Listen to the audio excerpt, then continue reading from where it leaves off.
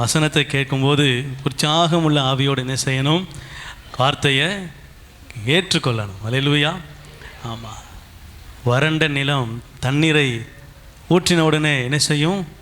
இழுத்துக்கொள்ளும். அதே போல் வசனம் வரும் பொழுது, வசனம் கேட்கும்போது இந்த வறண்ட நிலத்தை போல, ஆண்டவரே என்னிடத்தில் என்ன பேச போகிறீர், என்னிடத்தில் என்ன சொல்ல போகிறீர், நான் அதை கேட்க ஏற்றுக்கொள்ள அவளாக இருக்கிறேன்ற ஒரு தாகத்தோடு நாம் காணப்படுவோமானால் வார்த்தை நமக்குள்ளே நீரூற்றாய், ஜீவன் நீரூற்றாய் பெருக்கெடுத்து ஓடுகிறதா இருக்கும். அல்லேலூயா.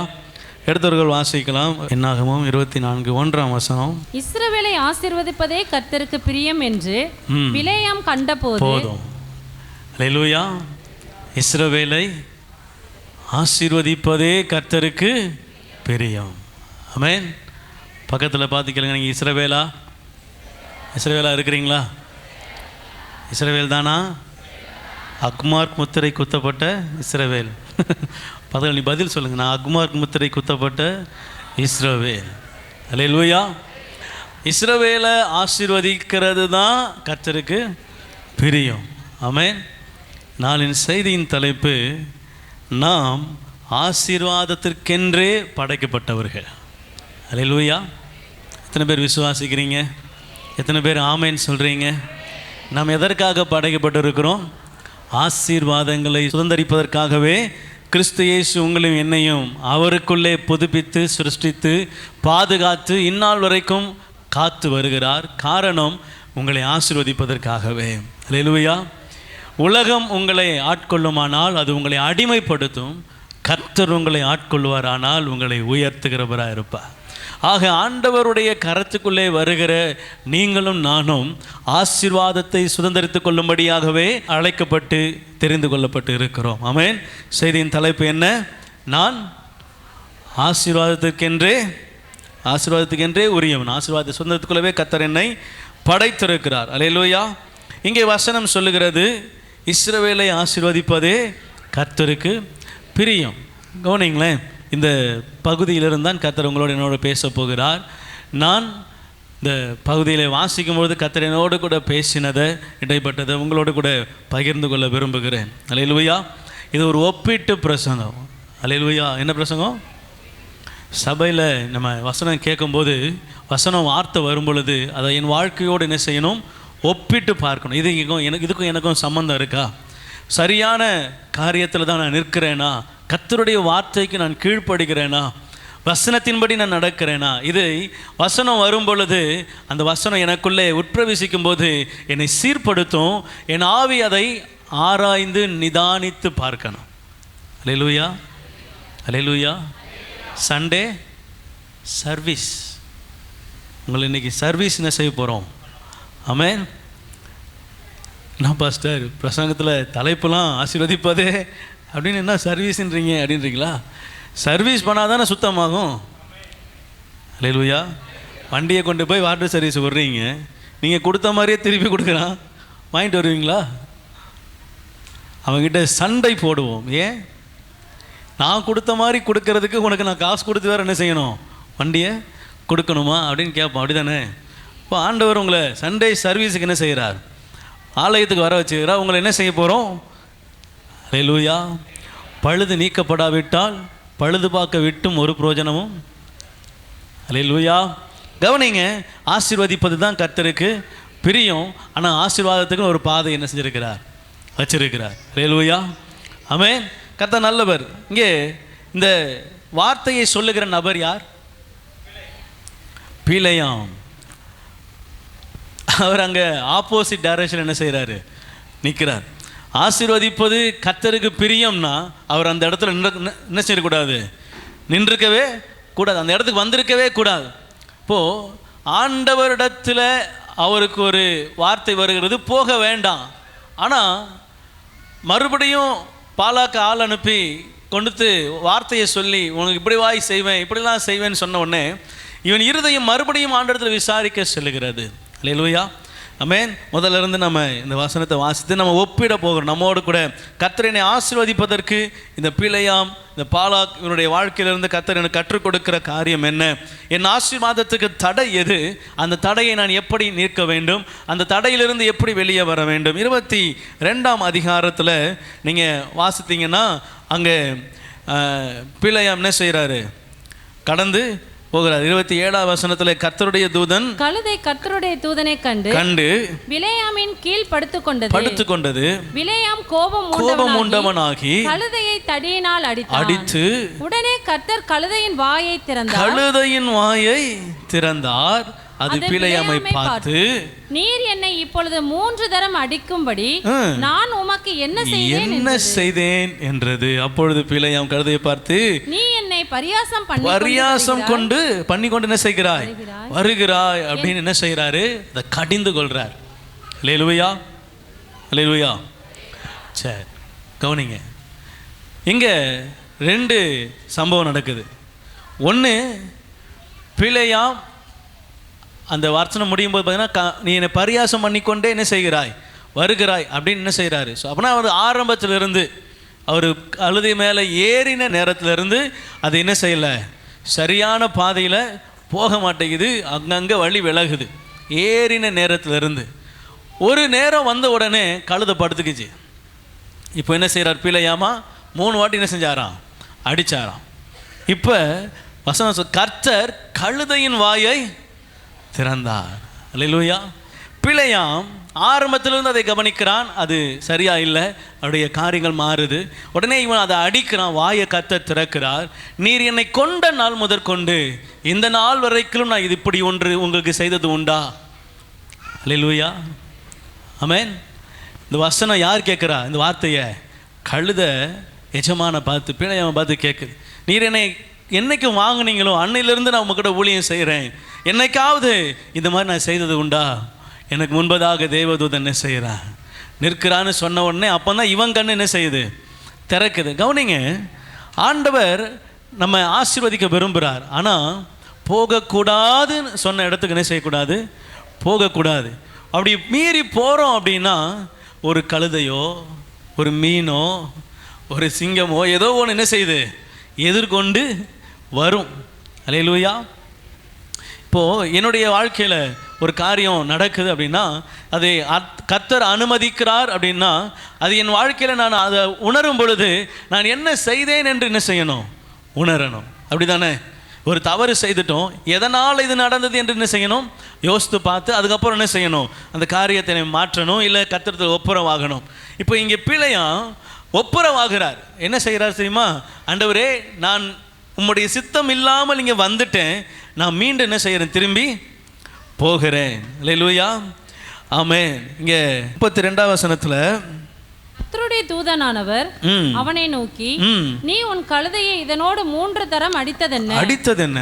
உன் வழி எனக்கு மாறுபாடா இருக்கிறதினால் நான் உனக்கு எதிரியாக புறப்பட்டு வந்தேன். கழுதை என்னை கண்டு இந்த 3 தரம் எனக்கு விலக்கிற்று.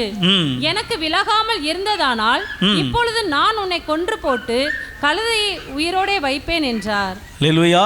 அடுத்த கீழே வாசித்தீங்கன்னா 34ஆம் வசனத்தில், அப்பொழுது பிலேயாம் கர்த்தருடைய தூதனை நோக்கி, நான் பாவம் செய்தேன், வழியிலே நீர் எனக்கு எது நிற்கிறதை அறியாதிருந்தேன். இப்பொழுது உம்முடைய பார்வைக்கு நான் தகாததாய் செய்கிறபடினால் என்ன செய்கிறேன், நான் திரும்பி போய்விடுகிறேன் என்றான். ஆனால் ஆண்டவர் என்ன செய்யலை, போக நீ வந்துட்ட, நீ வந்தது நிமித்தமாக நான் என்னுடைய பிளான் என்ன செஞ்சுருக்கிறேன், மாற்றிருக்கிறேன். நான் சொல்கிறத மட்டும்தான் நீ என்ன செய்யணும். அல்லேலூயா, அல்லேலூயா.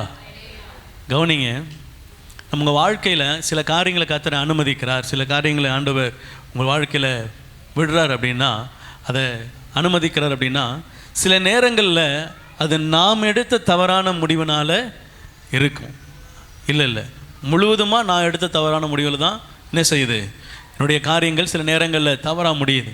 இப்போது ஆண்டவர் சொல்கிறாரு, நீ அந்த பாதையில் போயிட்ட, ஆனாலும் நீ அந்த பாதையில் போயிட்டு இருக்கல, உன் பாதையில் நீ தவறான பாதையில் போயிட்ட, இப்போ நான் அந்த பாதையில் உன்னை மீண்டுமாய் அனுமதிக்கிறேன். ஆனால் நான் சொல்கிறத தான் நீ என்ன செய்யணும். அந்த வார்த்தையை அவன் பெற்றுக்கொண்டு கடந்து செல்கிறான்.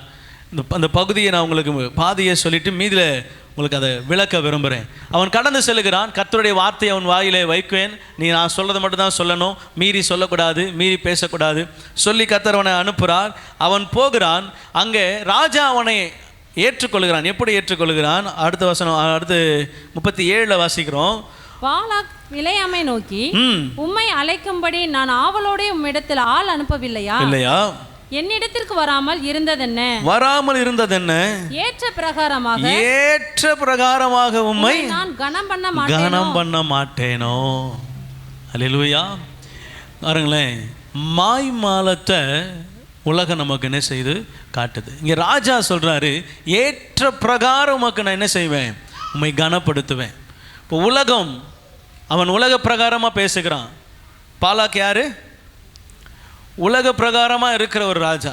யார் எக்கேடு கேட்டாலும் எனக்கு கவலை இல்லை, நான் என்ன செய்யணும்? நல்லா இருக்கணும்னு நினைக்கிற உலக பிரகாரமான ஒரு மனிதன், உலக பிரகாரமான ஒரு ராஜா. இப்போது இந்த மனிதனிடத்தில் நமக்கு என்ன செய்யக்கூடாது? ஐக்கியமே இருக்கக்கூடாது. ஆனால் இந்த மனிதனிடத்தில் வந்து இவன் என்ன செய்கிறான்? உட்பிரவேசிக்கிறான். இவன் சொல்லுகிற வார்த்தையை இவன் இருதயம் என்ன செய்யுது? ஏற்றுக்கொள்கிறது. ஏற்றுக்கொண்டதுனால தான் அங்கேருந்தே புறப்பட்டான். இங்கே ராஜா வாயிலிருந்து அது வரும் பொழுது இன்னும் அவன் இருதயம் என்ன செய்யுது? கொஞ்சம் சந்தோஷமாக தான் என்ன செய்யுது இருக்குது. உலகத்திலிருந்து வருகிற வார்த்தைகள். அடுத்து நான் சொல்கிறது கவனிச்சிருக்கேன், உலகத்திலிருந்து வருகிற வார்த்தைகள். அடுத்து அவனை எங்கே கூட்டு போகிறான்? 41 வசனத்தில், மறுநாள் காலமே பாலாக் பிலேயாமை கூட்டிக் கொண்டு அவனை பாகாலுடைய மேடுகளுக்குள் என்ன செய்யறானா? ஏற பண்ணினா. அடுத்து எங்க போறான்? ஆண்டவர் அருவருக்கிற ஒரு இடத்துக்கு என்ன செய்யறான்? போறான். கவனிங்க, இப்போ முதல்ல இருந்து நான் வரேன். அவன் புறப்பட்ட நேரத்தில் அவனுக்கு கழுதையின் மூலமாய் ஒரு அதிசய காரியங்கள் நடக்கிறது. கழுதை வாயை திறந்து பேசுது. அங்கிருந்து அவன் ராஜாவின் இடத்துல வருகிறான். ராஜா, நான் ஏற்ற வண்ணமாய் உன்னை கனப்படுத்துவேன். இப்போ அங்கேருந்து அவன் எங்கே கூப்பிட்டு போகிறான்? பாகாலுடைய மேடுகளுக்கு. இப்போது யார் போகணுன்றது ஒரு காரியம் இருக்குது இல்லையா? யார் அந்த இடத்துக்கு போகணும்? இப்போது ஒரு குறி சொல்கிறவன் போகிறான், இல்லை ஒரு காரியங்களை செய்கிறவங்க போகிறாங்க, உலக பிரகாரமாக இருக்கிறவங்க போகிறாங்கன்னா பிரச்சனை இல்லை, அவங்களுடைய காரியங்கள் என்ன செய்கிறாங்க. ஆனால் இவன் கர்த்தருடைய தீர்க்கதரிசி. கர்த்தர் சொல்லுகிற வார்த்தையை தரிசனமாய் பெற்று தீர்க்கமாய் மக்களுக்கு உரைக்கிற தெய்வீக அபிஷேகம் பெற்ற ஒரு மனிதன். இப்போ இதை இடத்துல உங்களை வைங்க. கர்த்தரால் அழைப்பை பெற்று, தேவனிடத்திலிருந்து அழைப்பை பெற்று, ரட்சிக்கப்பட்டு, அபிஷேகிக்கப்பட்டு, பரிசுத்தமாக்கப்பட்டு, இரத்தத்தினால் கழுவப்பட்டு, அவருடைய பிரகாரத்தில் இருக்கிற நாம் அந்த தீர்க்கதரிசிக்கு ஒப்பாய் கர்த்தர் நம்மை பார்க்கிறார். இப்போது நாம் இருக்க வேண்டிய இடம் எது? இருக்க வேண்டிய ஸ்தானம் எது? நீதிமொழிகளில் இப்படியாய் வசனம் இருக்குது, தன் கூட்டை விட்டு அலைகிற குருவி எப்படி இருக்கிறதோ அதே போல தன் ஸ்தானத்தை விட்டு அலைகிற மனுஷனும் இருக்கிறான். நம்முடைய இருதயம், நம்முடைய ஸ்தானம் ஆண்டவர் ஒரு இடத்துல வச்சிருக்கிறாரு. ஆனால் நம்ம என்ன செய்யக்கூடாது? அந்த இடத்துல இருந்து விலக கூடாது. இந்த ஸ்தானத்தை விட்டு விலகின பிழையா, தன்னுடைய ஸ்தானத்தை விட்டு விலகின பிழையா, ஆண்டவர் கொடுத்த இடத்தை விட்டு என்ன செஞ்சிட்டான்? விலகிட்டாரு. கடைசியில் எங்கே போய் விடுறாரு? பாகால் இருக்கிற இடத்துல, ஆண்டவருக்கு பிரியமில்லாத இருக்கிற இடத்துல, பாகால் மேடுகளின் மேல் என்ன செய்கிறானா? ஏற பண்ணினான். அவன் கால்கள் எங்கே நிற்க வேண்டும்? தேவனுடைய சமூகத்தில். ஆனால் எங்கே நிற்கிறது? ஆண்டவர் பிரியமில்லாத இடத்துல. இதுக்கு காரணம் என்ன தெரியுமா? உம்மை ஏற்றபடி நான் கனம் பண்ணுவேன் அப்படின்னு உலகத்திலிருந்து ஒருத்தன் சொல்லுகிற, ஒரு நபர் சொல்லுகிற, ஒரு மனுஷன் சொல்லுகிற வார்த்தையை நம்பினதினால், அவன் ஏற்றுக்கொள்ளுகிறதினால் அவனுடைய இருதயம் கர்த்தருக்கு பிரியமில்லாத அருவருப்பான இடத்துல போய் நிற்கிறது. இப்போ நம்ம நிதானித்து பாருங்கள். அபிஷேகம் பண்ணப்பட்டு, ஆண்டவருடைய கிருபையினால் அழைக்கப்பட்டு, ரட்சிக்கப்பட்டு, ஆண்டவருடைய இரத்தத்தினால் மீட்கப்பட்டு, அவருடைய சமூகத்தில் நிற்கிற நீங்களும் நானும் அவருக்கு உண்மை உத்தமமாக இருக்கிறோமா? ஆசீர்வாதத்துக்கு தடை என்னன்னு முதல்ல நம்ம ஆராய்ந்து பார்க்கணும். எது அதுக்கு தடையாக இருக்குது? ஆசீர்வாதத்தை வரவிடாமல், பெற்றுக்கொள்ள விடாமல் தடை என்ன? தேவனுடைய சமூகத்தை விட்டு விலகுகிற காரியம், அவருக்கு பிரியமில்லாத இடத்துல போய் நிற்கிற காரியம். நம்ம 1000 முறை வாசித்திருப்போம் சங்கீதத்தில் 1ஆம் அதிகாரத்தில், துன்மார்க்கனுடைய ஆலோசனையில் ஆமாம் கேட்காத, அவன் உட்கார இடத்துல உட்காராத, அவன் நிற்கிற இடத்துல நிற்காத, அவன் பேசுகிற இடத்துல என்ன செய்ய ஐக்கியப்படாத அப்படின்னு எத்தனை முறை கேட்டாலும் நம்ம இருதயம் சில நேரங்கள் என்ன செய்ய மாட்டேங்குது, அதை நம்ம நினைவு கூற மாட்டேங்குது. இப்போ இங்கே பிலேயாம் சொல்கிறாரு, என் ஆசீர்வாதத்துக்கு தடை நான் தான். உலகத்தின் மீது என்னுடைய இருதயம் போச்சு, என் சிந்தை போச்சு, என் நினைவுகள் போயிடுச்சு. ஆக அவன் சொல்லுகிற, ராஜா சொல்லுகிற வார்த்தை எனக்கு இன்பமாய் தோன்றுகிறது. கீழே 23ஆம் அதிகாரம் வரும் பொழுது 3ஆம் வசனத்தில், பின்பு பிலேயாம் பாலாக்கை நோக்கி உம்முடைய சர்வாங்க தகன பலி அண்டையில் நில்லும். இப்போ இங்க பிலேயாம் ஒரு காரியத்தை சொல்றாரு. 7 பலிபீடம், 7 காளை, 7 ஆடு, இவைகளை நீ பலி செலுத்த வேண்டும். பலி செலுத்தி என்ன செய்யணும்? நான் கர்த்தரிடத்தில் போய் உத்தரவு கேட்கணும், இவைகளை சபிக்கிறதுக்கு. யாரை சபிக்கிறதுக்கு? ஆமாம். இப்போ எங்கே ஏறி நிற்கிறான்? பாகால் மேடுகள் மேலே ஏறி நிற்கிறான். இங்கே 7 பலிபீடமா, 7 காளையா, 7 ஆடா. எங்கே வச்சு? பாகால் பலிபீடத்தில் வச்சு. யாருக்கு பலிபீடம்? கர்த்தருக்கு பலிபீடம். கர்த்தர் அங்கீகரிப்பாரா? கர்த்தரை ஏற்றுக்கொள்வாரா? அல்லேலூயா. சவுல் அஞ்சனம் பார்க்குற ஸ்திரியை நோக்கி என்ன செய்கிறான்? போகிறான். கர்த்தர் அதை அங்கீகரிப்பாரா? அங்கே சாமுவேல் எழும்புவாரா? அங்கே கர்த்தருடைய வார்த்தை வெளிப்படுமா? ஆனால் அவனுடைய இருதயம் எங்கே போயிடுச்சு? பாகாலுக்கு நேராய், உலகத்துக்கு நேராய். கவனிங்க, உலகம் உங்களை கர்த்தரை விட்டு பிரிக்கும். உலகம் உங்களை மாயைக்குள்ளே தள்ளும். அல்லேலூயா. இப்போ நிறைய நீங்கள் வீடியோலாம் பார்த்துருப்பீங்க. இந்த கண்ணில் ஒரு 3D அந்த இது மாட்டிடுறாங்க. அவன் கண்ணில் பார்க்குறதெல்லாம் நிஜம் என்ன செய்கிறான்? நம்பி ஆடுறான், ஓடுறான். இதை விடு, இந்த ஸ்பைடர் பூச்சி அப்படியே மூஞ்சில் ஏறுற மாதிரி என்ன செய்யும்? அது தெரியும். உடனே இவன் இங்கே மூஞ்ச தட்டுவான், கை காலை தட்டுவான். ஆனால் இவனுக்கு ஒன்றும் நடக்காது. அவன் கண்ணில் மூடி அது ஒரு படம் ஓடுறதுனால, ஆனால் அவன் நடக்கிற மாதிரியே என்ன செய்வான்? ஆனால் அது என்னது? மாயை. அல்லேலூயா. உலகம் மாயை. உங்களை அப்படியே கொண்டு போகிற மாதிரியே இருக்கும். கீழே குனிஞ்சு பார்த்தீங்கன்னா அங்கேயே தான் இருப்பீங்க. நீங்கள் பறக்கிற மாதிரியே தோணும், ஆனால் பார்த்தீங்கன்னா அங்கே தான் என்ன செய்வீங்க? இருப்பீங்க. உங்களுக்கு எல்லாம் கிடைச்ச மாதிரி தோணும், ஆனால் ஒன்றும் என்ன செஞ்சுருக்காது. ஆமாம், கையில் 2 புகையும் 2 பஞ்சையும் வச்ச மாதிரி என்ன செய்யும்? ஒன்றுமே இல்லையே அப்படின்னு தான் செய்யும், தோணும். ஏன்னா எல்லாம் இருக்கிற மாதிரி காட்டும், பிம்பம் அப்படி இருக்கும். ஆனால் நிஜத்தில் அது என்ன செய்யாது. இப்போ பிசாஸ் அப்படி தான் காட்டுறான். ஆண்டவரையே கூட்டு போய் காட்டினவனுக்கு உங்களுக்கு காட்டுறது பெரிய விஷயம்.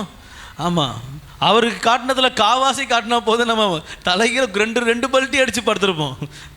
இதோ வருகிறேன் அப்படின்ட்டு. பிலேயாம் படுத்துட்டாரே, போய் உள்ளே படுத்துட்டாரு. ஐயா, அவர் நமக்கு வீடு நிறைய தங்கமும் வெள்ளியும் தருவார்னவனே, இந்த மறுபடியும் கேட்டு வரேன் அப்படின்னு என்ன செஞ்சிட்டாரு? ஆண்டவர்கிட்ட கேட்க போயிட்டார். கவனிங்க, உலகம் உங்களை ஏமாற்றும். உலகம் உங்களை கர்த்தரை விட்டு பிரிக்கும். உலகம் கர்த்தரிடத்திலிருந்து வருகிற ஆசீர்வாதத்தை தடை பண்ணும். நீங்கள் உலகத்தை சார்ந்துட்டீங்க அப்படின்னா தடை நிச்சயமாக வந்துடும். ஏன்னா அது கர்த்தருக்கு பிரியமில்லாதது. உலக சிநேகம் கர்த்தருக்கு விரோதமான பகை என்று அறியுங்கள். கர்த்தர் நல்லவர். இங்கே வாசித்தீங்கன்னா 23ஆம் அதிகாரத்தில் அவன் என்ன செய்கிறான்? இந்த பலியினிடத்தில் என்ன செய்யுங்க? நில்லுங்க, நான் போய் என்ன செய்கிறேன்? கர்த்தரிடத்தில் விசாரிச்சுட்டு வரேன். கர்த்தரிடத்தில் விசாரிக்க போகிறாரு. போயிட்டு 8ஆவது வசனத்தில் சொல்கிறாரு, தேவன் சபிக்காதவனை நான் சபிப்பது எப்படி? தேவன் வெறுக்காதவனை நான் வெறுப்பது எப்படி? சொல்லி ஆசீர்வதிக்கிறார். அல்லேலூயா. இஸ்ரவேல் ஆசீர்வதிக்கப்பட்ட ஜனம். ஆமென். பக்கத்தில் பார்த்து சொல்லுங்க, நீங்கள் ஆசீர்வதிக்கப்பட்டவங்க. நீங்கள் ஆசீர்வதிப்பதற்காகவே உருவாக்கப்பட்டவங்க. இதில் ரொம்ப பியூட்டி என்ன தெரியுமா? இப்படி ஒன்று நடக்கிறது இஸ்ரவேலுக்கே தெரியாது. அல்லேலூயா, அல்லேலூயா. உங்களை சபிப்பதற்கு ஒரு பாலாக் எழும்பியிருக்கிறான், ஒரு பிலேயாம் எழும்பியிருக்கிறான். அவன் தான் என்ன செய்ய போகிறான்? நம்மளை சபிக்கிறதுக்கு ஆள் ரெடி பண்ணிட்டு இருக்கிறான்றது யாருக்கே தெரியாது. இஸ்ரவேல் அது ஒரு கூட்டமாக என்ன செய்யுது? ஒரு இடத்துல இருக்குது. இப்படி ஒரு சம்பவம் நடக்கிறது இஸ்ரவேலுக்கே என்ன செய்யாது. அல்லேலூயா. இப்போ நீங்களும் நானும் ட்ரோன், அதாவது டாப் வியூலேருந்து பார்த்துட்ருக்குறோம். பைபிள் நமக்கு எல்லாத்தையும் மேலேருந்து காட்டுது. பார்த்துருக்கீங்களா? மேலேருந்து வீடியோவில் பார்த்தீங்கன்னா எவன் எந்த சந்துக்குள்ளே போகிறான், எவன் மேலேருந்து கீழே வரான், எவன் கீழேருந்து மேலே போகிறான், எல்லாம் தெளிவாக தெரியும். ஆனால் உள்ளே இருக்கிறவனுக்கு ஒன்றும் தெரியாது. மாதிரி நமக்கு இப்போ பைபிள் என்ன சொல்லுதுன்னா, இஸ்ரவேல் அங்கே பாளையமிட்டு அமர்ந்திருக்கிறது, இங்கே பாலாக் இந்த கிரிகளை செய்து கொண்டு இருக்கிறான், பிலேயாம் சபிப்பதற்காக அழைக்கப்பட்டிருக்கிறான். எல்லாவற்றையும் நமக்கு மேலேருந்து ஒரு வியூ மாதிரி காட்டுது, இதெல்லாம் நடக்குது அப்படின்னு. அதனால் உங்களுக்கு எனக்கும் பார்த்தவனே புரியுது. ஆனால் அந்நாட்களில் இஸ்ரவேலுக்கு அது என்ன செய்யலை, தெரியாது.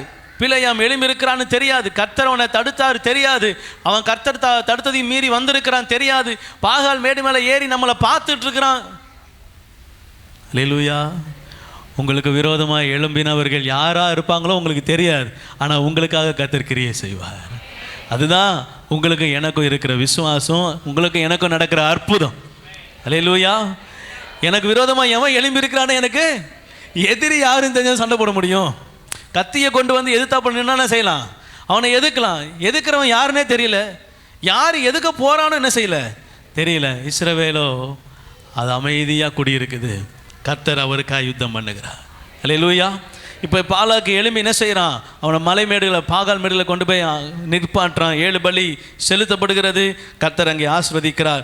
மறுபடியும் 2வது முறையாக அவனை மறுபடியும் ஒரு இடத்துக்கு கொண்டு போகிறார். அதே 14ஆம் வசனத்துல, அவனை பிஸ்காவின் கொடுமுடியில் இருக்கிற சோப்பீமின் வெளியில அழைத்து கொண்டு சோப்பீமின் வெளியில என்ன செய்யறான்? அழைத்து கொண்டு போய் அங்கேயும் அதே போல 7 பலிபீடம், 7 மாடு, 7 ஆடுகள் என்ன செய்கிறாங்க? பலி செலுத்தி அங்கேயும் அவன் அந்த பாலாக்கை பார்த்து சொல்றான், இங்க நில்லு, நான் என்ன செய்கிறேன்? கர்த்தரிடத்துல போய் விசாரித்து வந்து உமக்கு உத்தரவு சொல்லுவேன். அவன் போய் விசாரிச்சுட்டு வர வரைக்கும் அங்கே நிற்கிறான். அவன் விசாரிச்சுட்டு வந்து அவன் மறுபடியும் சொல்றான் 19ஆவது வசனத்துல, பொய் சொல்ல தேவன் ஒரு மனிதன் அல்ல, பொய் சொல்ல அவர் மனிதன் அல்ல, மனமாற அவர் மனுபுத்திரனும் அல்ல, அவர் சொல்லியும் செய்யாதிருப்பாரா, அவர் வசனித்தும் நிறைவேற்றாதிருப்பாரா, அவர் வசனித்து நிறைவேற்றாதிருப்பாரா. இதெல்லாம் கேட்கும்போது பாலாக்கு அப்படியே பொங்குது. ஏதோ ஒரு ஆண்டவர் செய்ய போறாரு.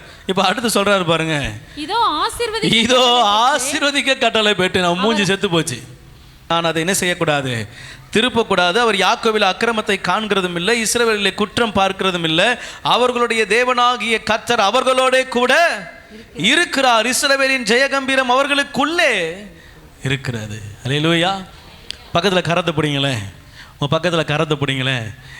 இஸ்ரவேலின், நான் சொல்றது அப்படியே சொல்லுங்க, என்னுடைய தேவனாகிய கர்த்தர் என்னோடு இருக்கிறார். ராஜாவின் ஜெயகம்பீரம் எனக்குள்ளே இருக்கிறது. பக்கத்தில் பார்த்து சொல்லுங்க, உங்களுக்குள்ளே இருக்கிறது, உங்களோட கூட அவர் இருக்கிறார். விசுவாசிக்கிறீங்களா? அல்லேலூயா. சபிக்க கட்டளை பெற்று ஒருத்தனை என்ன செய்யறான்? சபிக்கிறதுக்காகவே கூட்டு வரான். சபிக்கிறதுக்காகவே 7 மாடு, 7 ஆடு, 7 பலிபீடம் கட்டி பரிபூரணமாக பலி செலுத்துகிறான். ஆனால் கர்த்தர் அவன் நாக்க திருப்புறாரு. இந்த பலிகளை ஏற்றுக்கொள்ளுறேன். எதுக்கு? ஆசீர்வதிப்பதற்கு. அல்லேலூயா. யாக்கோபுக்கு விரோதமான மந்திரவாதம் இல்லை, இஸ்ரவேலுக்கு விரோதமான குறி சொல்லுதல் இல்லை. இவ்வளவு தெளிவாக சொன்னதுக்கு அப்புறம் ஏதாவது ஒரு முட்டாளை பார்த்துருக்கீங்களா மறுபடியும் வேலையை பார்க்குறத? இந்த பாலாக்கு வடிகட்டுன முட்டாள். அல்லேலூயா. பிசாசு வடிகட்டுன முட்டாள். எத்தனை பேர் ஆமேன்னு சொல்கிறீங்க? ஆமேனா? சில பேர் ஒத்துக்க மாட்டீங்க. அவன் பிரில்லியன்ட் பாஸ்டர். யார்? சாத்தான். அப்படியா? பிரில்லியன்ட் சொல்கிறவங்கெல்லாம் அவனை மாதிரி ஒருத்தன் இருக்கிறானா அப்படின்னு சொன்ன செய்யக்கூடாது. பாலாக்கு இவ்வளோ தூரம் தெளிவாக பிள்ளைய மூலயமா ஆண்டவர் பேசுகிறாரு. அவரோடு கூட என்ன செய்கிறாரு? இருக்கிறாரு. ஜெயகம்பீரம் அவங்களுக்குள்ள இருக்குது. அவர் எகிப்திலிருந்து அவர்களை புறப்பட பண்ணினா காண்டாம இருக்கிறதுக்கு ஒத்த பேரம் அவங்களுக்கு உண்டு. யாக்கோபுக்கு விரோதமான மந்திரவாதம் இல்லை, நீ எனக்கு குறி சொல்ல கூட்டு வந்திருக்கிற, இஸ்ரவேலுக்கு விரோதமான குறி சொல்லுதலும் இல்லை அப்படின்னு தெளிவாக சொன்னதுக்கு அப்புறமும் தலைவர் அடுத்தடுத்து கூட்டு போகிறார். யாரு? பாலாக். இதில் பிசாசை குறித்து ஒன்று சொல்லணும். இந்த பாலாக் வந்து பிசாசுக்கு சமமாக பார்க்குறேன் நான். அவன் எவ்வளவு கரெக்டாக இருக்கிறான் பாருங்களேன். 2 இடத்துலையும் பலி செலுத்துகிறாங்க. பலி செலுத்திட்டு பிள்ளையாம் சொல்வார், நீர் இங்கே என்ன செய்யணும்? இந்த பலிகளுக்கு நடுவில் என்ன செய்யணும்? நிற்கணும். நான் போய் கேட்டு வருவேன், வந்து உங்களுக்கு பதில் சொல்லுவேன். அந்த மனுஷன் இமி அளவு கூட அசையலைங்க. அந்த பலி பக்கத்திலே நிற்கிறான். 2 வசனத்தையும் வாசித்தீங்கன்னா அவன் போய் திரும்பி வரும் பொழுது வசனத்தில் தெளிவான சொல்கிறான். அவன் பலிகளுக்கு பத்தியில் என்ன செய்கிறான்? நின்று கொண்டிருக்கிறான். 2வது பார்த்தீங்கன்னா அவனுடைய சேனையை அவனுடைய அதிகாரிகளோடு கூட என்ன செய்வானா? அந்த பலிகள் மத்தியில் நின்று கொண்டுருவான். கொஞ்சம் அசைஞ்சாலும் ஆண்டவர் வார்த்தையை திருப்பி போறாரு. நம்ம என்ன செய்யக்கூடாது? அசையக்கூடாது அப்படின்னு அட்டென்ஷன் என்ன செய்யறான்? நிற்கிறான். நம்மை சபிப்பதற்காக, ஜனங்களை, தேவனுடைய பிள்ளைகளை சபிக்க வேண்டும் என்பதற்காக பிசாசு அவ்வளோ வைராக்கியமாக நிற்கிறான். அல்லேலூயா. ஆனால் ஊழியக்காரன் எங்கே நிற்கிறான் பாருங்க. அங்கே என்ன செய்கிறான்? அங்கே சபிக்கிற இடத்துல வந்து தீர்க்கதரிசி நிற்கிறான். கவனிங்க, 3வது இடத்துல இப்படிப்பட்ட வார்த்தைகளை கர்த்தர் சொல்லியும் எல்லாவற்றையும் அவனுக்கு அறிவித்தும் 3வது மறுபடியும் ஒரு என்ன செய்கிறாங்க? கூட்டு போகிறாங்க. அது 28வது வசனத்துல, அவனை எசிமோனுக்கு எதிராக இருக்கிற பேயோரின் கொடுமுடிக்கு கொண்டு போனான். மலை உச்சிக்கு என்ன செய்யறான்? அழைத்து கொண்டு போகிறான். இப்போ இங்கே பேயோர் இடத்துக்கு போனதுக்கு அப்புறம் பலிகளை செலுத்தும்படியா அந்த 7 பலிபீடம், 7 மாடு 7 ஆடுகளை செலுத்தி என்ன செய்யறான்? அந்த வசனம் இப்படியா முடியுது. ஒவ்வொரு காளைகளையும் ஆடுகளையும் என்ன செய்யான்? பலியிட்டான். இப்போதான் 24:1 சொல்லுது, இஸ்ரவேலை ஆசீர்வதிப்பது கர்த்தருக்கு பிரியம் என்று பிழையா கண்டு மறுபடியும் என்ன செய்யலாம? கர்த்தரிடத்தில் விசாரிக்க போகல, நிமித்தம் பார்க்க போகாமல் வனாந்திரத்துக்கு நேராக தன் முகத்தை திருப்பி கண்களை ஏறெடுத்து இஸ்ரவேல் தன் கோத்திரத்தின்படியே முகாமிட்டு இருக்கிறது என்ன செய்தான்? பார்த்தான். தேவ ஆவி அவன் மேல் வந்தது. இப்ப சொல்றான், கண் திறக்கப்பட்டவன் உரைக்கிறதாவது, தேவன் அருளும் வார்த்தைகளை கேட்டு சர்வ வல்லவரின் தரிசனத்தை கண்டு தாழ விழும் பொழுது கண் திறக்கப்பட்டவன் கூறுகிறதாவது, யாக்கோபே உன் கூடாரங்களும் இஸ்ரவேலே உன் இருப்பிடங்களும் எவ்வளவு.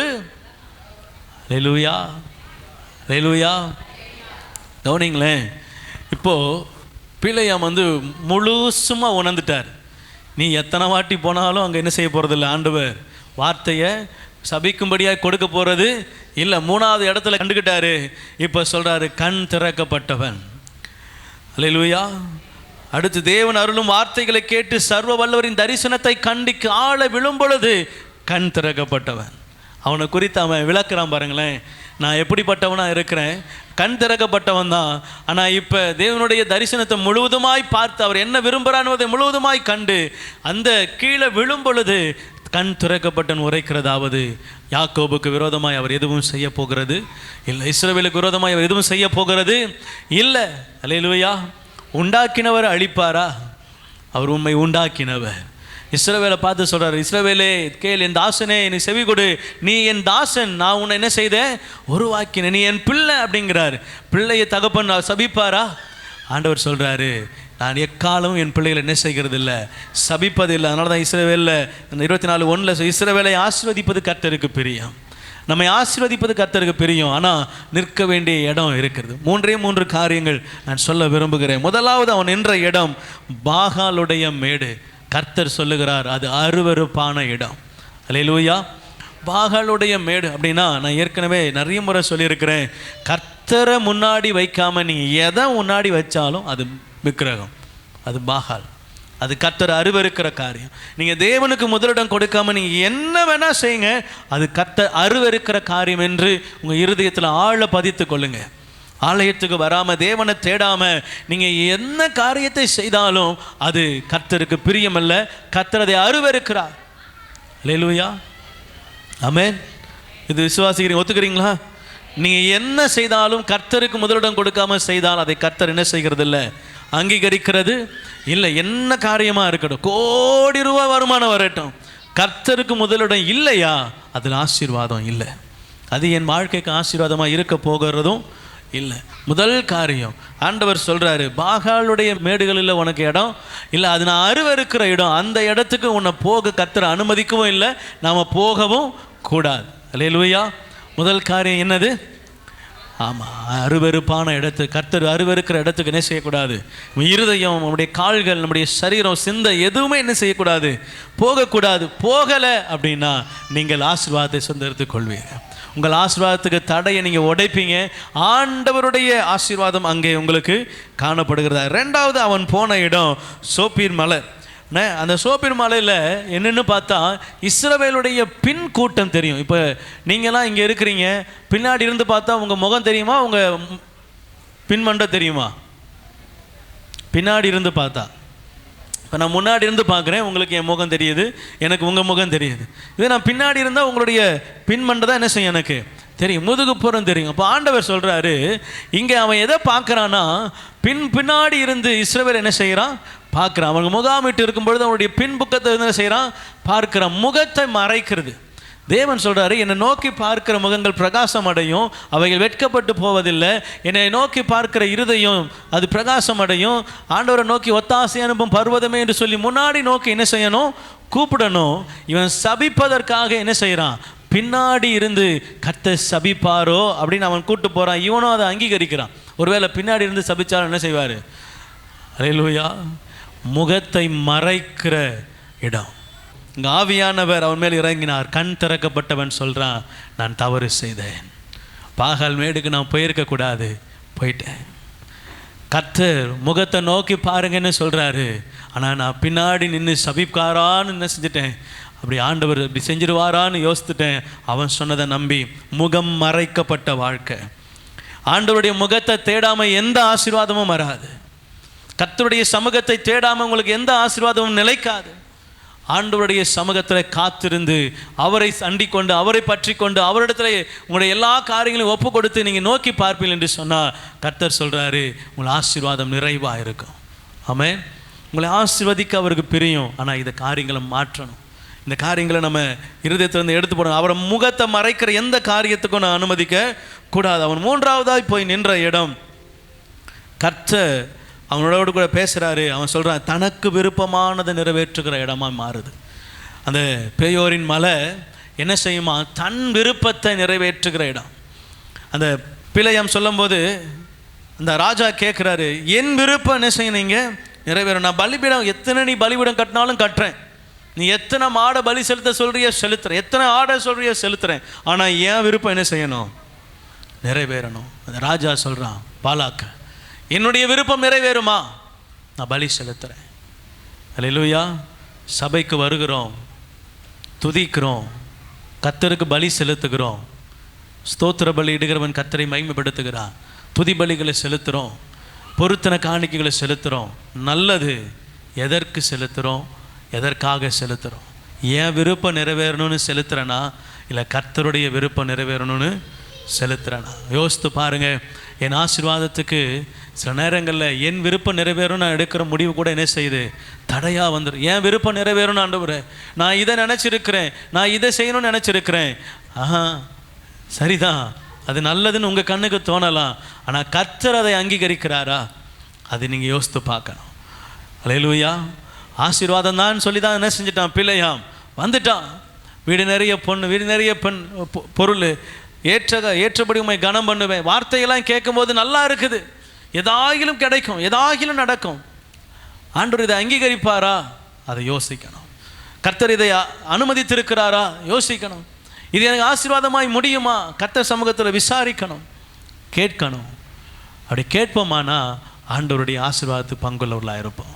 அல்லேலூயா. என் விருப்பம் அல்ல, உங்கள் விருப்பம். அல்லேலூயா.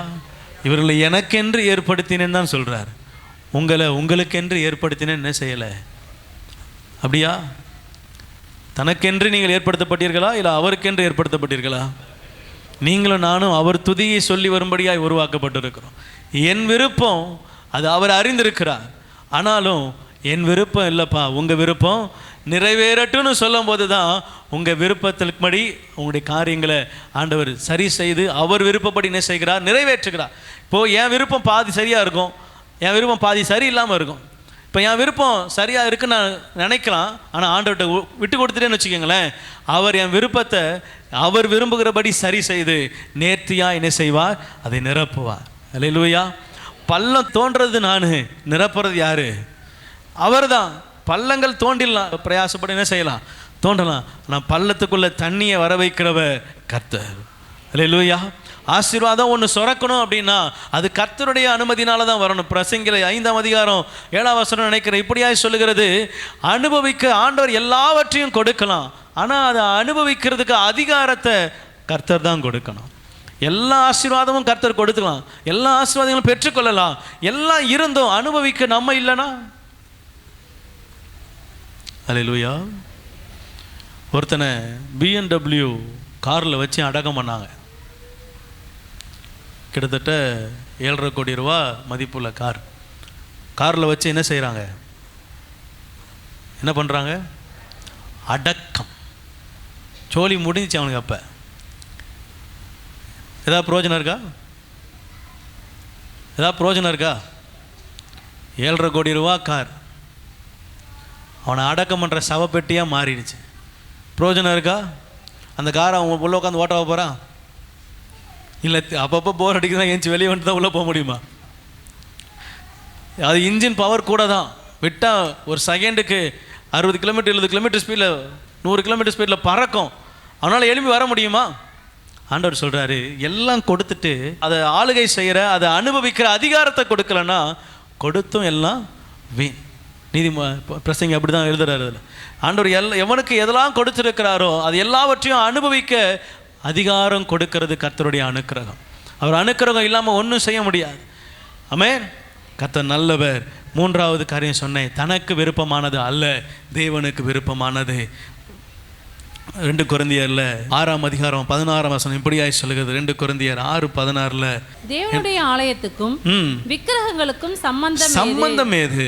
நான் அவர்களுக்குள்ளே வாசம் பண்ணி அவர்களுக்குள்ளே உலாவி அவர்கள் தேவனா இருப்பேன். கவனிங்க, இங்க ஆண்டவர் சொல்றாரு, எனக்கும் விக்கிரகங்களுக்கும் என்ன செய்யல?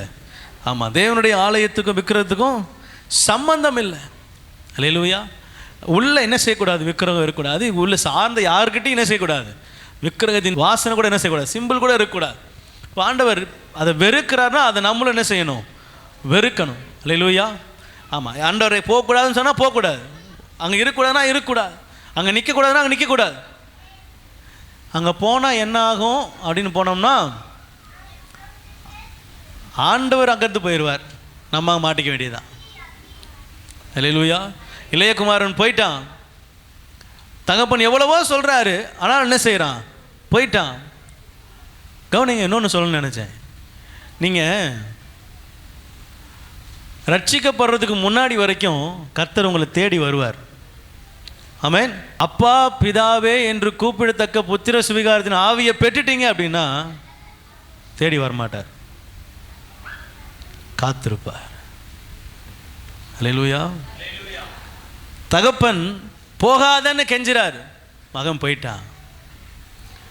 தகப்பன் பின்னாடியே ஓடினாரா? அவர் போன ஊருக்கெல்லாம் போனாரா? சுற்றி வந்தாரா? என் மகன் எப்போது வருவான்? நிச்சயம் ஒரு நாள் வருவான், ஆனால் வருவான், காத்திருப்பார். அல்லேலூயா. காத்திருப்பார் நீங்கள் வரும் வரை. நீங்கள் வந்த உடனே அணைத்து கொள்வார். ஆனால் அதில் தகப்பன் ரொம்ப நல்லவர். வந்த உடனே எங்கடா போனேன் எது போன எல்லாம் கேட்க மாட்டார். வந்துட்டல அது போதும். அல்லேலூயா. பாருங்களேன், என்னை காத்திருக்க வைக்கிற நபராக நம்ம இருந்துடக்கூடாது. அவர் நம்ம காப்பாற்ற விரும்புகிறார். அவர் காப்பாற்ற விரும்புகிற கரத்துக்குள்ளே நம்ம அடங்கி இருக்கிற நபராக இருக்கணும். அல்லேலூயா. இங்கே பிழையாம் ஓடிட்டான், கர்த்தருடைய கரத்தை விட்டு வெளியே ஓடிட்டான். ஆண்டவர் அவனுக்காக காத்திருக்கிறார். இப்போ சொல்கிறான், கண் திறக்கப்பட்டவன் சொல்லுகிறதாவது, தாழ விழும் பொழுது கண் திறக்கப்பட்டவன் சொல்லுகிறதாவது, கர்த்தர் இஸ்ரவேலை ஒரு நாள் சபிப்பதில்லை. அல்லேலூயா. ஆவிக்குரிய இஸ்ரவேலாகிய உங்களை என்னையும் பார்த்து கர்த்தர் சொல்கிறாரு, ஒரு நாளும் உங்களை அவர் சபிப்பதில்லை, ஒரு நாள் அவர் உங்களை விட்டு விலகுவதில்லை, ஒரு நாள் உங்களை கைவிடுவதில்லை. இங்கே வசனத்தில் அவர் வாக்குத்தத்தமாக கொடுக்குற ஒவ்வொரு வார்த்தையும் உங்களுக்குள் தான். பொய் சொல்ல அவர் மனிதன் அல்ல, மனமாற அவர் மனுபுத்திரன் அல்ல. அவர் சொல்லியும் செய்யாதிருப்பாரோ, அவர் வசனத்தையும் நிறைவேற்றாதிருப்பாரோ. இதோ ஆசீர்வதிக்க கட்டளை பெற்றேன், அவர் ஆசீர்வதிக்கிறார், நான் அதை திருப்பக்கூடாது. யாக்கோபிலே அவர் அக்கிரமத்தை காண்கிறதும் இல்லை, இஸ்ரவேலிலே அவர் குற்றம் பார்க்கிறதும் இல்லை. அவர்களுடைய தேவனாகிய கர்த்தர் அவர்களோட கூட இருக்கிறார். ராஜாவின் ஜெயகம்பீரம் அவர்களுக்குள்ளே இருக்கிறது. தேவன் அவர்கள் எகிப்திலிருந்து புறப்பட பண்ணி காண்டாமிருகத்தின் ஒத்த பலனை அவர்களுக்கு கொடுத்திருக்கிறார். யாக்கோபுக்கு விரோதமான மந்திரவாதம் இல்லை, இஸ்ரவேலுக்கு விரோதமான குறி சொல்லுதல் இல்லை. தேவன் என்னென்ன செய்தார் என்பதை எல்லாவற்றையும் வெளிப்படுத்துகிறார். இந்த ஆசீர்வாதங்கள் எல்லாம் உங்களுக்குரியது. அல்லேலூயா. இந்த ஆசீர்வாதங்களை கர்த்தர் ஆவிக்குரிய இஸ்ரவேலை உங்களுக்கு எனக்கும் கொடுக்கிறார். நீங்களும் நானும் ஆசீர்வதிக்கப்பட்டவர்கள், ஆனால் கர்த்தருடைய கரத்துக்குள்ளே இருக்கணும். அல்லேலூயா. அவர் போகக்கூடாதுன்னு சொல்கிற இடத்துக்கு போகக்கூடாது. ஆமென். பிள்ளைகளே, உங்கள் தகப்பனுக்கு தாய்க்கு என்ன செய்யுங்க? கீழ்ப்படியுங்கள். இது ஏன் சொல்லித்தராரு? நீ ஆசீர்வதிக்கப்படுன்றதுக்காக, நீங்கள் ஆசீர்வாதமாக இருக்கணுன்றதுக்காக. உன் தகப்பனின் தாயும் கனம் பண்ணாதான் உன் ஆயுசு நாட்கள் என்ன செய்யும்? பெருகும். இல்லைன்னா என்ன செய்யும்? சிறுகும். அல்லேலூயா. ஆப்போசிட் அதானே. கனம் பண்ணலன்னா கீழே, கனம் பண்ணா மேலே. ஆண்டவர் சொல்கிறாரு, ஆண்டவருடைய வார்த்தைக்கு கீழ்ப்படிங்க. கர்த்தர் நடத்துகிற விதத்தில், நடத்த பாதையில் உங்களை ஒப்பு கொடுங்க. மிஞ்சி காரியத்தை என்ன செய்யக்கூடாது? அதிகமாக. சவுல் சிறந்த எடுத்துக்காட்டு. உமக்காகத்தான் கர்த்தாவே, உமக்காகத்தான் இவங்களை பிடிச்சி வச்ச, உமக்காக தான் கொளுத்த ஆடு, உமக்காக தான் கொளுத்த மாடு. கேட்டனா உங்கிட்ட, கேட்டனா கொளுத்த ஆடு பிடிக்க சொல்லி கேட்டனா, அதை எனக்காக வைக்க சொல்லி கேட்டனா, சொன்னதை செய்து முடிக்க அனுப்புனேன். நீ வாட்டுக்கும் வேலைய எல்லாம் எனக்குன்னு எடுத்து வைக்கிறது. ஆனால் சொல்கிறது என்னது? உமக்காகத்தானே ஐயா, இவைகள் எல்லாம் உமக்காக. கோதுமை மணி போல் மடிந்திடுவேன். இங்கே நல்ல நட்டக்குத்தலாம் நிற்கிறது. போக மாட்டேன் ஆண்டவரே. ஆனால் கோதுமை மணி போல் மடிந்திடுவேன். சொல்வது அல்ல, செய்வதிலே நம்ம என்ன செய்யணும்? காணப்படணும். அல்லேலூயா. ஆண்டவர் அதுதான் விரும்புகிறார். இங்கே பிழையாம் தன் ஸ்தானத்தை இழந்தான், தன்னுடைய மதிப்பை இழந்தான். கர்த்தர் அவன் மேல் வைத்திருக்கிற அன்பை எல்லாவற்றையும் இழக்கிறான். கர்த்தர் உருவின பட்டயத்தோடு வரும் அளவுக்கு அவனுடைய கர்த்தர் என்ன செய்கிறான்? கோபமுற்றான். இதில் என்ன மோசம்னா, கர்த்தர் எதிர்த்து வாராருன்னு தெரியாமல் என்ன செய்கிறான்? ஒரு தீர்க்கதரிசிக்கு கர்த்தர் எதுவும் மறைக்க மாட்டார். ஆனால் உருவின பட்டயத்தோடு நிற்கிற தூதனை அவன் கண்கள் மறைத்துட்டது. அவன் கண்கள் மறைச்சிருச்சு, உலகம் மறைச்சிருச்சு. உன்னை ஏற்றபடி கனம் பண்ணுவேன்ற அந்த இருதயம் உலக பக்கமாக திரும்பின அந்த பொருள் மேலே ஆசைப்பட்ட இருதயம் கர்த்தரை எதிர்கொண்டு வருகிறதே என்ன செஞ்சிருச்சு? மறைச்சிச்சு. உலகம் மிக மோசமான காரியம். உங்களை அகல பாதாளத்துக்கு என்ன செஞ்சிடும்? தள்ளிடும். அது விக்கிரகம், அது கர்த்தர் அருவருக்கிற காரியம். அதற்குள்ள உங்கள் இருதயம் என்ன செய்ய வேண்டாம்? போக வேண்டாம். அல்லேலூயா. ஆமாம், ஏன் விருப்பம் அல்ல, உங்கள் விருப்பம்னு ஆண்டோட பதில் சொல்லுங்கள். ஆண்டவருடைய முகத்தை மறைக்கிற, கர்த்தருடைய சமூகத்தை விட்டு விளக்குகிற எதற்கும் இருதயத்தை கொடுக்காதீங்க. கர்த்தருடைய ஆசீர்வாதம் அப்படி நீங்கள் செய்து தடைப்பட்டா என்கிட்ட வந்து என்ன பாஸ்டர் நடந்துச்சுன்னு கேளுங்க. அல்லேலூயா. ஆமென். நீங்கள் உண்மையும் உத்தமமுள்ள ஊழியக்காரனாய் கர்த்தருக்கு பிரியமுள்ள விசுவாசியாக இருக்கும் பொழுது கர்த்தர் செய்கிற ஒரு காரியங்களும் தடை வைக்கிறது இல்லை. அவர் பக்கத்திலிருந்து தடையாய் ஒரு நாளும் ஒன்றும் இருப்பது இல்லை. அல்லேலூயா. உங்களுக்கென்று வைத்ததை நிச்சயம் உங்களுக்கென்று கொடுப்பார்.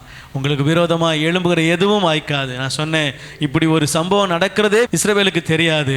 ஆனாலும் கர்த்தர் அவர்கள் சார்பில் நின்று கிரியை செய்து கொண்டிருக்கிறார். அவர்களுக்காக இங்கே என்ன செய்கிறார்? பிள்ளையாமோடு கூட கர்த்தர் பேசி கொண்டிருக்கிறார். ஆசீர்வதிக்கிறதுக்கு வார்த்தையை திருப்புறார். இவன் ஆசீர்வதிக்கிறது கூட அவனுக்கு என்ன செய்யாது? அல்லேலூயா. இங்கே ஆசீர்வாதமாக இவன் ஆசீர்வாதத்தை கொடுக்குறான்றது கூட என்ன செய்யாது? தெரியாது. அது தலை மேலே ஆசீர்வாதம் மட்டும் தங்கிக்கிட்டே இருக்கும். ஆமே. நீங்கள் ஆவிக்குரிய இஸ்ரவேலாக இருப்பீங்கன்னா உங்கள் தலை மேலே ஆசீர்வாதம் தங்கிக்கிட்டே இருக்கும். அல்லேலூயா. ஏன்னா உங்களுக்கு விரோதமாக எதுவும் என்ன செய்யாது? வாய்க்காது. பாஸ்டர், எனக்கு அவன் அதை வச்சுட்டானோ, எவன் எனக்கு இதை இவன் வச்சுட்டானோ, ஆனால் எது வச்சாலும் எடுத்து என்கிட்ட கொண்டு வாங்க, சோம் பண்ணி அதை என்ன செய்வோம்? திருப்பி கொடுத்துருவோம். அல்லேலூயா. அல்லேலூயா.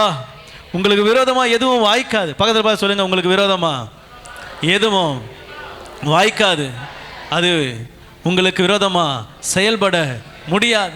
காரணம், ஜெயகம்பீரமானவர் உங்கள் கூட இருக்கிறார். ஆமென். விசுவாசிக்கிறீங்களா? அல்லேலூயா. விசுவாசிக்கிறீங்களா? உங்கள் விசுவாசம் பெருகட்டும். உங்களை ஆண்டவர் ஆசீர்வதிக்க உங்களுக்கு தெரியாமலே கிரியை செய்து கொண்டு இருக்கிறார். அல்லேலூயா. இப்போ நீங்கள் இங்கே இருக்கிறீங்க, உங்களுக்காக ஒரு இடத்துல பரிந்து பேசிக்கிட்டு இருப்பார். உங்களுக்காக என்ன செய்வார்? வழக்காடி கொண்டு இருப்பார். உங்களுக்காக கிரியை செய்து கொண்டு இருப்பார். உங்களுக்கு ஆசீர்வாதத்தை யாராவது சபிக்கிறாங்கன்னா அங்கேருந்து அதை ஆசீர்வாதமாக கன்வெர்ட் பண்ணி உங்கள் தலைக்கு நேரம் என்ன செஞ்சுட்டு இருப்பார். அல்லேலூயா. நல்லா கவனிங்க. உங்களுக்கு சுற்றி ஒரு விஷயம் நடந்துக்கிட்டே இருக்கும். ஏன்னா உங்கள் கூட இருக்கிறவர் உங்களை சூழ்ந்து இருக்கிறார். அல்லேலூயா. விரோதமாக என்னவும் எழும்பட்டுமே, விரோதமாக யாரும் எழும்பட்டுமே, கோலியாத்தை விடப்பா உலகத்தில் எவனா ஹைட்டாக இருந்துட போகிறான், அவனையே தூக்கி போட்டு போயிடுவார். அல்லேலூயா. அவன் மாற்றிடுவார். யாராக இருந்தாலும் உங்களுக்கு விரோதமாக எழும்ப முடியாது. அல்லேலூயா. நான் சொன்ன அந்த ஒரே ஒரு கதை ஞாபகம் வருது.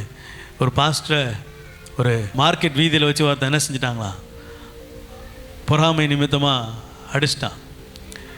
இது எந்த அளவுக்கு சரின்னு எனக்கு தெரில. ஆனால் அப்படி சொல்லும்போது ஒருத்தர் ஒரு கேள்வி கேட்டதுனால இந்த வார்த்தையை சொல்கிறேன். அது எந்த அளவுக்கு சரின்னு தெரில. அடிச்சிட்டான். அப்புறம் கொஞ்ச நாள் கழித்து அந்த பாஸ்டர் போய் ஜோம் பண்ணுறாரு, அழுகுறா, புலம்புறாரு. அது அவருடைய முடிஞ்சு போச்சு.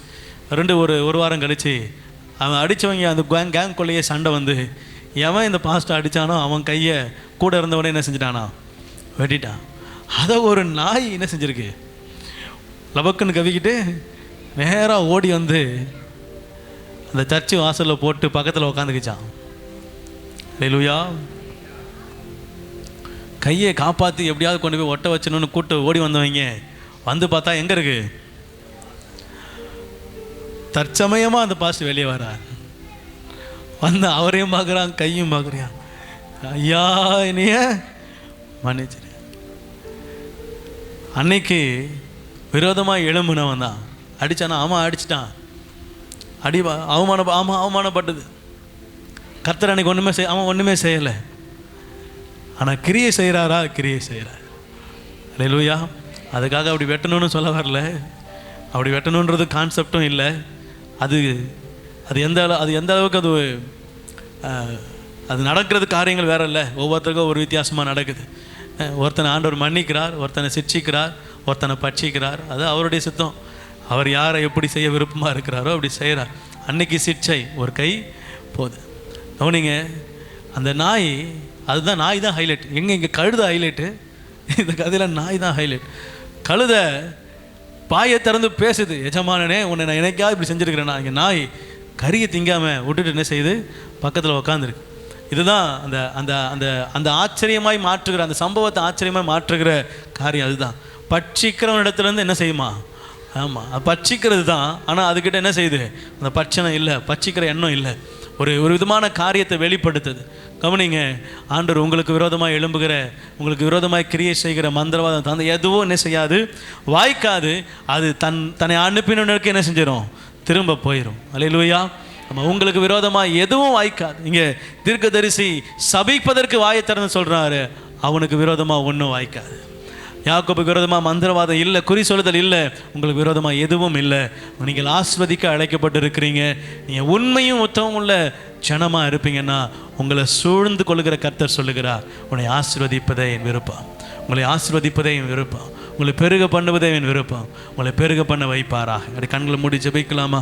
ஆண்டவர் சமூகத்தில் இதனை ஒப்பு கொடுத்து, ஒருவேளை உங்களிடத்துல ஏதாவது இருதயத்தில் நிழல் இருக்குமானா, நான் ஆண்டவருக்கு பிரியமில்லாமல் இதை செய்துட்டேன், அதை செய்துட்டேன், இப்படிப்பட்ட கிரியைகளை செய்திருக்கிறேன், கர்த்தர் சொல்லியும் நான் இந்த காரியத்தை கீழ்ப்படியாமல் போயிருக்கேன், உங்களிடத்தில் ஒரு சின்ன இருதயத்தில் ஆண்டவர் நினைப்பூட்டுவார். ஆனால் ஒப்புரவாகுங்க, ஆண்டவரோடு கூட பேசுங்க. ஆண்டவரே, இனி உமக்கு பிரியமில்லாத இடத்துல போக மாட்டேன், இனி உமக்கு பிரியமில்லாத இடத்துல நான் நிற்க மாட்டேன்.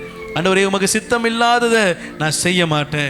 ஆண்டவரே, உமக்கு பிரியமாய் வாழ விரும்புகிறேன். ஆண்டவரே, உமக்கு உண்மை உத்தமாய் வாழ விரும்புகிறேன். துன்மார்க்கருடைய ஆலோசனை நடவாமலும், பாவிகளுடைய வழியில் நில்லாமலும், பரியாசக்கார உட்காரும் இடத்தில் உட்காராமலும் இருக்க என்னை ஒப்பு கொடுக்கிறேன். அக்கிரமக்காரனுடைய ஆண்டவரே கூட்டுகை எனக்கு இருக்கக்கூடாதப்பா. அக்கிரமக்காரோட கூட நான் பங்கு இருக்கக்கூடாதையா. என்னை வேறு வெறுப்பீராக. ஆண்டவரே, பரியாசம் பேசுகிற உதடுகள் கர்த்தருக்கு அருவருப்பானது. ஆண்டவரே, ஒருவனை குறைத்து பேசுவதற்கு யாருக்கும் அதிகாரம் இல்லை. காரணம், அவனை கர்த்தர் உண்டாக்கி இருக்க நான் எப்படி அதை செய்ய முடியும்? சொல்லுங்க, ஆண்டவரை பார்த்து சொல்லுங்க, ஆண்டவரே, நான் உமக்கு விரோதமாய் பாவம் செய்திருந்தா என்னை மன்னிங்க, கேட்ட வார்த்தைக்கு என்னை ஒப்பு கொடுக்கிறேன். ஆண்டவரே, உமக்கு பிரியமில்லாத இடத்துல நான் நிற்க மாட்டேன், உமக்கு பிரியமில்லாத காரியத்தை நான் செய்ய மாட்டேன். ஆண்டவரே, பேழையாம் பாகாலின் மேடையில் ஏறினது போல நான் ஒரு நாள் செய்ய மாட்டேன். ஆண்டவரே, உமக்கு பிரியமில்லாத இடத்துல என் கால்கள் போகாதபடி என்னை தடை செய்வீராக. அப்பா, இஸ்ரவேலை ஆசீர்வதிப்பதுதான் எனக்கு பிரியம்னு சொன்னீங்க. ஆண்டவரே, உங்க முகத்தை மறைக்கிற எந்த காரியத்தை நான் செய்ய மாட்டேன், உமக்கு பிரியமில்லாத எதையும் நான் செய்ய மாட்டேன். கடைசியா ஆண்டவரே, என் விருப்பம் அல்ல உங்க விருப்பம்னு சொன்னபோது ஆண்டவரே, நீர் ஆசீர்வதிக்கிற தேவனா இருந்தீங்களப்பா. என் விருப்பம் மறையட்டும், உங்கள் விருப்பம் மலரட்டும். என் விருப்பம் ஒளியட்டும், உங்கள் விருப்பம் ஓங்கட்டும். நீங்கள் எழும்புங்கப்பா, நீங்கள் என் வாழ்க்கையில் கிரியை செய்யுங்க, ஒப்பு கொடுங்க. ஆண்டவர் சமூகத்தில் உங்களை அர்ப்பணிங்க. ஓ ரிபாலா ரதாலரா சந்தரதனமா நிகரதலரா ஓ ரிஹரதியனமா. நீங்கள் ஆளுகை செய்யுங்கப்பா. சபை ஒப்பு கொடுக்கிறனையா பொறுப்பெடுத்துக் கொள்ளுங்க. தெய்வீக மகிமைக்குள்ள மறைத்துக் கொள்ளுங்க. துதிகன மகிமையா உமக்கே செலுத்துகிறோம். உடைய கரத்தின் மகிமைக்குள்ள ஒப்பு கொடுக்கிறேன். இயேசுவின் நாமத்தின் நல்ல பிதாவே, ஆமென்.